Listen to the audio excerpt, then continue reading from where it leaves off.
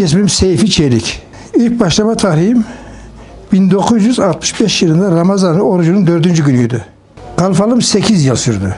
Ondan sonra askere gittik. 20 ay askerlik yaptık.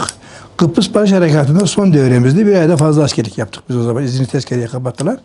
Geldikten sonra 75'in 1. ayında dükkan açtım. Bu çarşının Bodrum katını açmıştım. 28 yıl Bodrum katta durdum. Efendime söyleyeyim.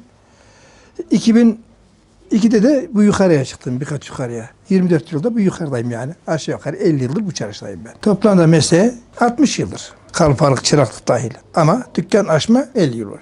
Büyük olarak şimdi meslek olarak yanımızda yetişmiyor bizim, eleman yetişmiyor. Okullar 12 yıl okuma zorunluluğu olunca sanata gelen yok. Eskiden ilkokul varken hani 5 orta lise o zaman sanata geliniyordu. Ama şimdi sanat olayı bitti. Hiçbir meslektaşın yanında çırak olayı yok. Yetişmiyor yani. Biteceğiz yani sonunda biz. Yok oluyoruz. Bundan 10 sene, 15 sene sonra artık bir elbise diktirecek, pantolon diktirecek terzi bulunmaz. Benim görüşüm böyle yani. Bana büyük olarak gençlere benim tavsiyem hangi işte olursa olsun sabırlı olacaklar, sebat edecekler, çalışacaklar ve ahlaklı olacaklar. Önemli olan ahlaktır. Bizim meslek zaten hem meslek olarak biz yetiştiririz hem ahlaki yönden de yetiştiririz yani. Öyle yetiştik biz, öyle devam ettiriyoruz. Piyasada benim yetiştirdiğim kalfalar var, dükkanı olanlar var. Ama şimdi aşağı yukarı bayağı 20 senedir yalnız çalışıyoruz. Yanımızda kimse yok. Durum böyle yani.